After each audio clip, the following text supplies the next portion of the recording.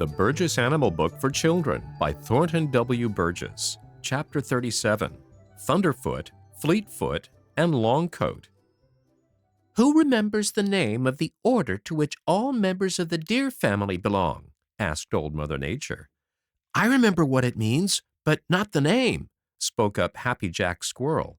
It means hoofed. It's unge, began Peter Rabbit, and then stopped. For the life of him, he couldn't think of the rest. Ungulata, Old Mother Nature finished for him. And Happy Jack has the meaning right. It is the order to which all hoofed animals belong. There are several families in that order, one of which you already have learned about, the deer family.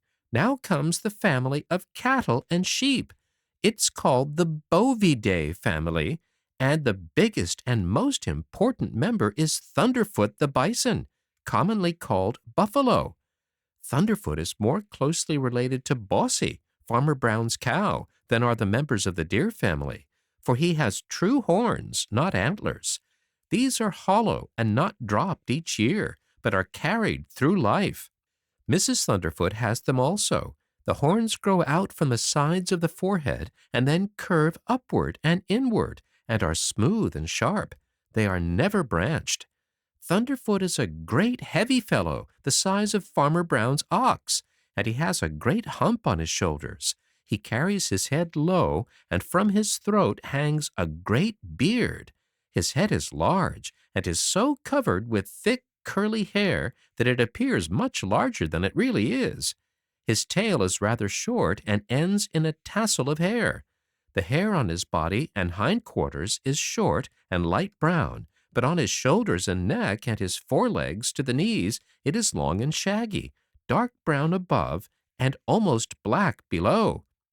He must be a queer-looking fellow, spoke up Chatterer the red squirrel. He is, replied Old Mother Nature. The front half of him looks so much bigger than the rear half that it almost seems as if they didn't belong together. What does he eat? Asked Jumper the Hare.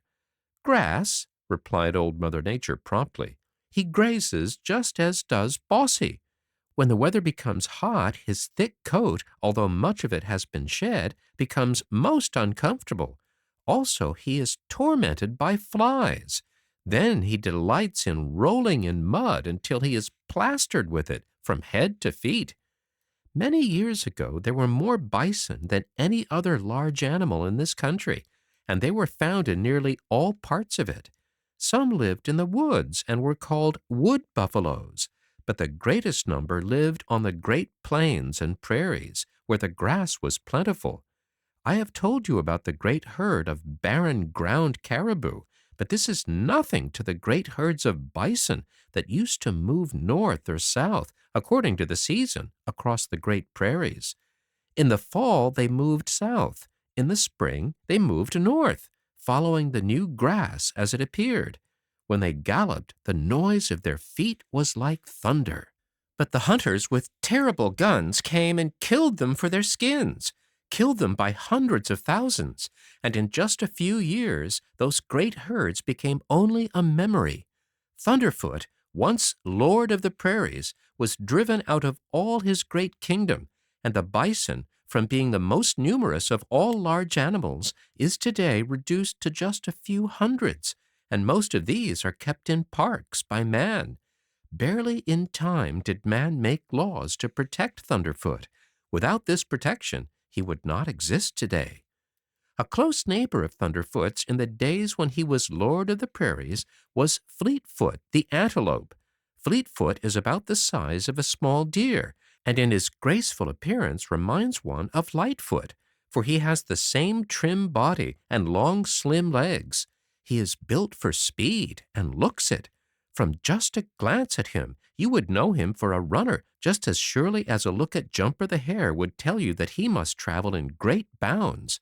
The truth is, Fleetfoot is the fastest runner among all my children in this country.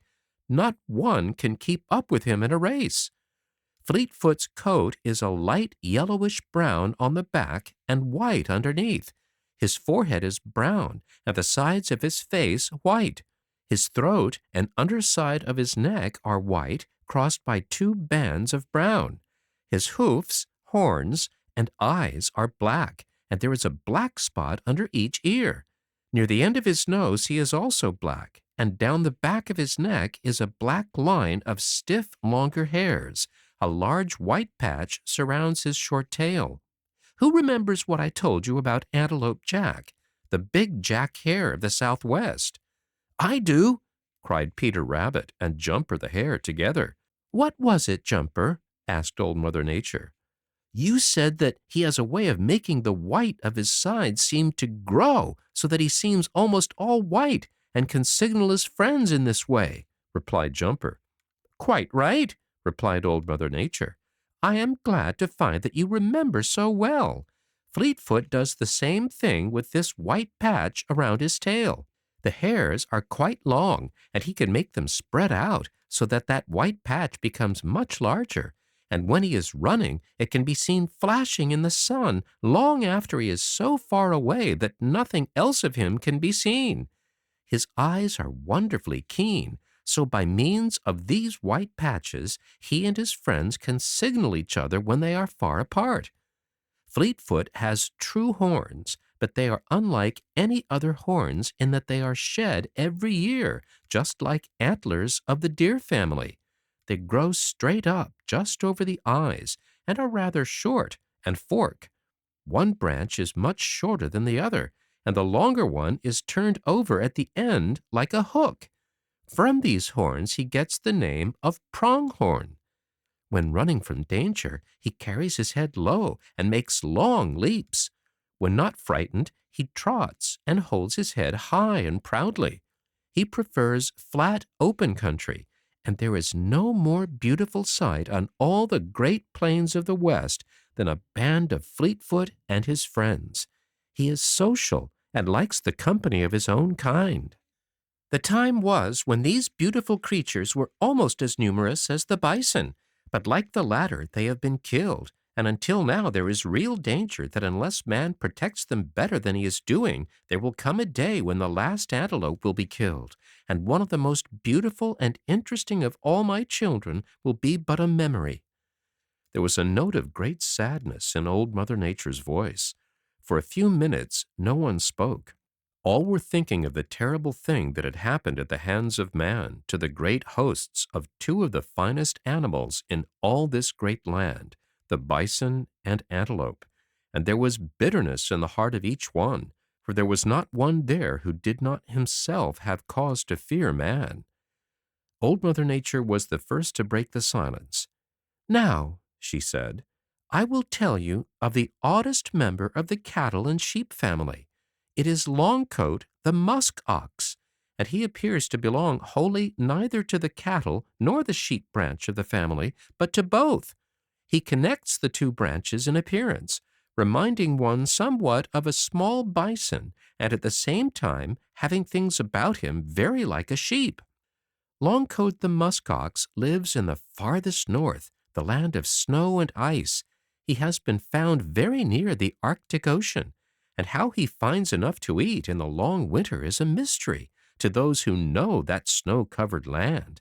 He is a heavily built, round-bodied animal with short, stout legs, shoulders so high that they form a hump, a low-slung head, and sheep-like face, heavy horns which are flat and broad at the base and meet at the center of the forehead, sweeping down on each side of the head and then turning up in sharp points.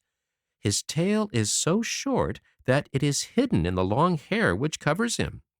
This hair is so long that it hangs down on each side so that often it touches the snow and hides his legs nearly down to his feet. In color it is very dark brown, almost black, and on his sides is straight, but on his shoulders it is curly. In the middle of the back is a patch of shorter, dull gray hair. Underneath this coat of long hair is another coat of woolly, fine, light brown hair, so close that neither cold nor rain can get through it. It is this warm coat that makes it possible for him to live in that terribly cold region. He is about twice as heavy as a big deer. At times he gives off a musky odor, and it is from this that he gets his name of musk ox.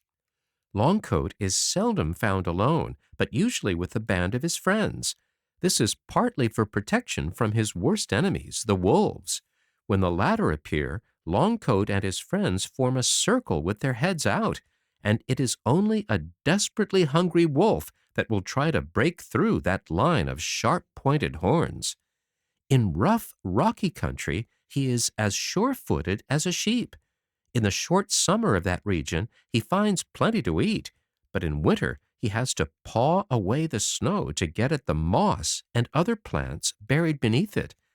Practically all other animals living so far north have white coats, but Longcoat retains his dark coat the year through. My, how time flies! This is all for today. Tomorrow I will tell you of two wonderful mountain climbers who go with ease where even man cannot follow.